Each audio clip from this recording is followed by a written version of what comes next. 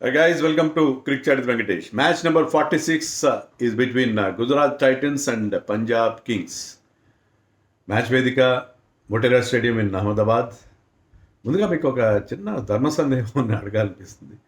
అదేంటంటే గుజరాత్ కోచ్ ఆశీష్ నెహ్రా ఎంత యానిమేటెడ్గా ఉంటాడు, ఎంత బౌండరీ లైన్ బయట నుంచి ఇన్స్ట్రక్షన్స్ పాస్ ఆన్ చేస్తుంటాడు, అతని ఎమోషన్స్ చూస్తాం మనం. ఈ సీజన్లో ఎందుకు మిస్ అయినాయి? ఒకసారి ఏదో ఎల్ఎస్జీ మ్యాచ్లో చూశాను నేను, ఒక రిజర్వ్ ప్లేయర్ని, 12th మ్యాన్ అనుకోండి, అతన్ని ఏదో ఇన్స్ట్రక్షన్ ఇచ్చి గట్టిగా తోసి మరీ ఫీల్డ్లోకి నెట్టడం. అదొకటి తప్ప ఎందుకు ఆశీష్ నెహ్రా ప్రెజెన్స్ కనపట్లేదు నాకు. అది కెమెరా తన మీద చూపకుండా అవాయిడ్ చేయమని అడిగాడో ఏంటో, మొత్తం మీద అది మిస్ అవుతున్నాం. అది ఆశీష్ నెహ్రా యాంగిల్. ఎందుకంటే అతని ఎమోషన్స్, అతని రియాక్షన్స్ చాలా గమ్మత్తుగా ఉంటాయి. చాలా ప్యాషనేట్ కోచ్ అతను.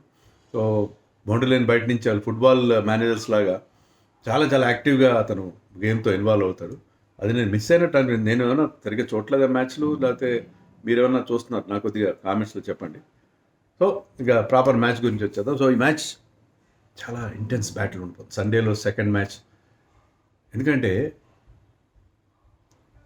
నా దృష్టిలో Gujarat is looking a better side this time. ఎందుకో తర్వాత చెప్తాను.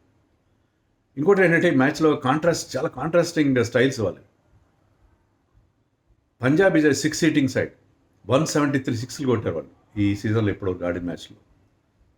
అందరికంటే ఎక్కువ సిక్స్లు కొట్టారు వాళ్ళు. శ్రేయస్ అయ్యర్ 22 కొట్టినట్టున్నాడు, ప్రియాన్ షారి 26. వేరాజ్ గుజరాత్ వాళ్ళు ఎక్కువ సిక్స్లు కొట్టరు. లీస్ట్గా వాళ్ళు కాదు నాకు తెలియదు, కానీ చాలా తక్కువ సిక్స్లు కొడతారు వాళ్ళు. 6 సీటింగ్ కాదు. ఇప్పుడు బట్లర్ కొంతవరకు కొడతారు, కానీ సాయి సుదర్శన్ అండ్ శుభన్ గిల్ వాళ్ళు ఎక్కువ బౌండరీ 4లు కొడతారు. వాళ్ళు ఆల్ అలాంగ్ ద గ్రౌండ్ ఆడతారు. They not regularly take that aerial route. So it is a game between 4s and 6s and different styles, but both are effective in their own way. Gujarat Titans మెల్లమెల్లగా comeback అవుతున్నారు. వాళ్ళు last match గెలిచారు రాజస్థాన్ పైన. అదే రకంగా ఆడితే, RCB పైన అదే రకంగా ఆడితే వాళ్ళు they can definitely do a better, give a better result ఖచ్చితంగా అని నాకు అనిపిస్తుంది. రెండు టీమ్స్లో గుజరాత్కి ఏంటంటే వాళ్ళు బౌలింగ్ చాలా స్ట్రాంగ్ అయ్యింది. Rabada and Siraj are doing excellent job in the power ప్లేలో వాళ్ళు 3 ఓవర్లు వేస్తున్నారు, వికెట్లు తీస్తున్నారు. అఫ్కోర్స్ లాస్ట్ మ్యాచ్లో ఆర్సీబీ వాళ్ళు కొద్దిగా రన్స్ కొట్టినా కూడా తర్వాత మిగతా బౌలర్స్ దాన్ని కవర్ చేశారు. But in general they are very good with the new బాల్తో వాళ్ళిద్దరు వేసే బౌలింగ్ పవర్ ప్లేలో they are getting lots and lots of wickets. ఇద్దరు కలిసి ఐ థింక్ 13-14 వికెట్ తీశారు పవర్ ప్లేలో. అండ్ వాళ్ళ effectiveness against Priyansh Arya and Pradeep Singh, one of the explosive opening pairs. ఇది చాలా ఇంట్రెస్టింగ్ బ్యాటిల్. ఇద్దరు మారేడింగ్ బిగ్ హిట్టర్స్ని వాళ్ళు ఎలా కంట్రోల్ చేస్తారు, వాళ్ళని అవుట్ చేస్తారు. వీళ్ళకి అగేన్స్ట్గా వాళ్ళు అంత రెగ్యులర్గా చాలా ఫ్రీ ఫ్లోయింగ్ ఆడతారు. వాళ్ళు ఎవరిని, ఏ బౌలర్ని కేర్ చేయకుండా they go for their shots. మరి అది సిరాజ్ ఆఫ్ లెట్ చాలా మంచి బౌలింగ్ చేస్తున్నాడు, ఎకనామికల్గా వేస్తున్నాడు. Really is in very fine rhythm. And Rabada is working up lot of pace. మంచి హార్డ్ లెంత్ నమ్ముకొని హార్డ్ లెంత్ చక్కగా యూజ్ చేసుకుని తన extra pace and also you can move the ball.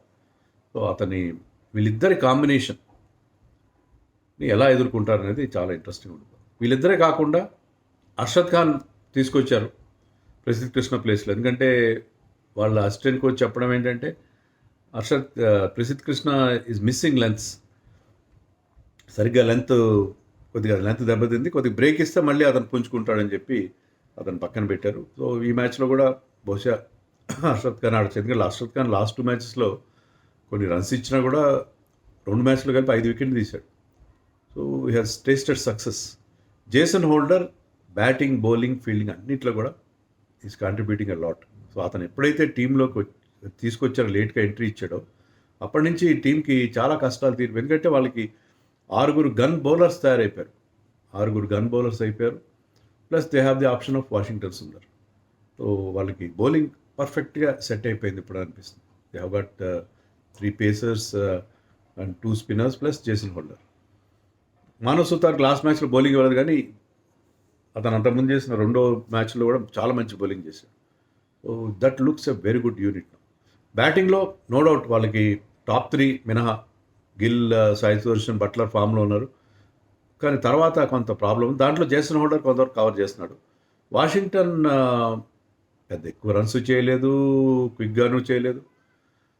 అతను ఇప్పటికీ ఒక క్వశ్చన్ మార్క్గానే ఉన్నాడు. రాహుల్ తెవాతియా లాస్ట్ మ్యాచ్లో ఒక మంచి ఫినిషింగ్ టచ్ ఇచ్చాడు. అంతే టీంలో అతన్ని ఎందుకు అతన్ని అంత కాన్ఫిడెన్స్తో ఉంచారంటే ఒక టఫ్ చేజ్ని అతను కంప్లీట్గా ఫినిష్ చేయగలిగాడు against RCB. So Rahul Tewatia has proved his worth. Shahrukh Khan always, ఇప్పుడు షారుఖ్ ఖాన్ ఏమైనా కుమార్ కుషాగ్రాతో రీప్లేస్ చేస్తారా చూడాలి, మరి ఏం చేస్తారు. సో ఏం మార్పు ఉంటే ప్రసిద్ధ్ కృష్ణ ఏమైనా తీసుకొస్తారు, లేకపోతే I think Gujarat will go with the same team అని నేను అనుకుంటున్నాను. వాళ్ళు చాలా స్ట్రాంగ్గా ఉన్నారు, స్ట్రాంగ్గా కనిపిస్తుంది ఆ టీం. ముఖ్యంగా బౌలింగ్ స్ట్రాంగ్గా ఉంది, బ్యాటింగ్లో టాప్ ఆర్డర్ స్ట్రాంగ్గా ఉంది.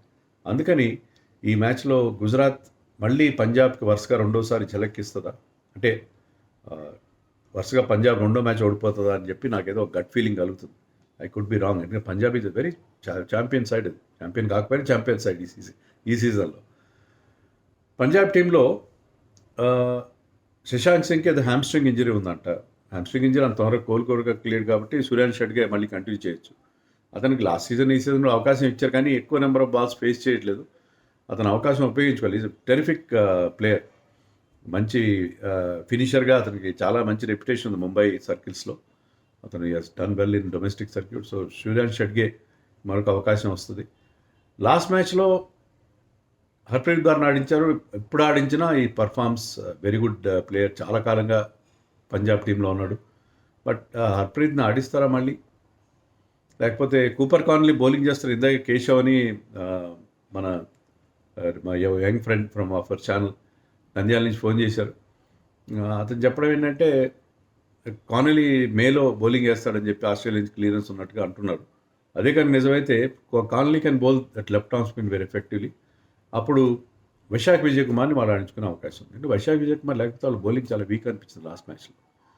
Harpreet Brar bowled spin overs better, but Vyshak కూడా ఉంటే ఆ టీంకి పేస్ బౌలింగ్ స్ట్రాంగ్ అవుతుంది అని నాకు అనిపిస్తుంది. సో ఈ 2 మార్పులు ఉండే అవకాశం ఉంది. అంటే షాజర్ ఒకటే మార్పు ఉండే అవకాశం ఉంది. హర్ప్రీత్ ప్లేస్లో వైశాఖ్ రావడం, ఎందుకంటే ఈ పిచ్ ఏ పిచ్ మీద అయితే ఆడుతున్నారో దాంట్లో fast bowlers have a better record. అది పరిస్థితి. పంజాబ్ ఏంటంటే పంజాబ్ ఈజ్ వెరీ స్ట్రాంగ్, ఇప్పటికీ టేబుల్ టాపర్గానే ఉన్నారు. కానీ కొన్ని ఇబ్బందులు లేవు, వాళ్ళకి ఉన్నాయి కదా. ఓపెనర్స్ ఇద్దరు super. Shreyas excellent as captain and as batsmen. Cooper corner is contributing well. తర్వాత ప్రాబ్లమ్ ఒక మ్యాచ్లో స్టాయినస్ బాగా ఆడాడు, కానీ what about Nehal Wadhera and others?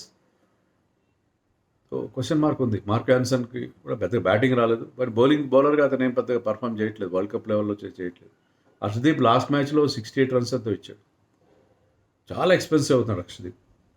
Power ప్లేలో వికెట్స్ తీయట్లేదు, యార్కర్స్ వర్కౌట్ అవ్వట్లేదు.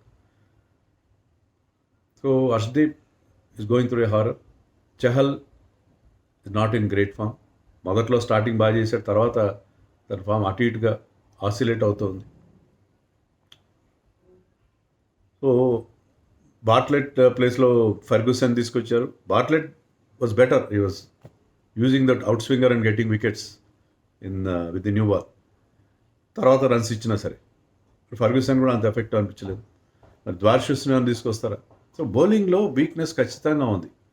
నేను ఎందుకు గుజరాత్కి ఈ మ్యాచ్లో బెటర్ ఛాన్స్ ఉన్నాయని చెప్తున్నానంటే, గుజరాత్ వాళ్ళు టాప్ ఆర్డర్ బాగుంది, బౌలింగ్ బాగుంది.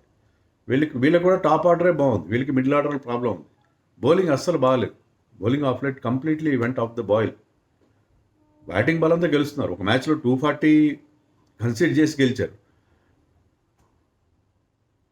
ఇంకొక మ్యాచ్లో 220 ఇచ్చేసారు వాళ్ళు. సో వీళ్ళు they are considering too many runs. So bowling problem ఉంది కాబట్టి పంజాబ్ అనుకున్నంత స్ట్రాంగ్గా లేదని నాకు అనిపిస్తుంది. I could be wrong. Punjab might prove me wrong. చూడాలి ఏమవుతుంది. పిచ్ నేను చెప్పినట్టుగా ఈ పిచ్ మీద గుజరాత్ 100కి ఆల్అవుట్ అయింది I think against Mumbai. Ashwani Kumar wickets తీశారు. సో ఇదే పిచ్ మీద జరిగింది ఆ మ్యాచ్. అంత హై స్కోరింగ్గా కాదని అనుకోవడానికి లేదు. ఆ మ్యాచ్ ఒక దాంట్లో అదే మ్యాచ్లో తిలక్ వర్మ మీకు బ్రహ్మాండం 100 కొట్టాడు. సో ఐ థింక్ హై స్కోరింగ్గా ఉంటుంది జనరల్గా. ఈ సీజన్లో హై స్కోరింగ్గా ఉంది. సో హై స్కోరింగ్ మ్యాచ్ ఉండే అవకాశం కనిపిస్తుంది. And I'm saying that Gujarat might win this match. Gujarat might win this match అని నాకు అనిపిస్తుంది. మీరు నాతో ఏకీపించకపోయినా. బట్ వినో వాళ్ళ ఓపెనర్స్ శ్రేయస్ గారు ఎంత బ్రహ్మాండంగా ఆడతారో మనకు తెలుసు.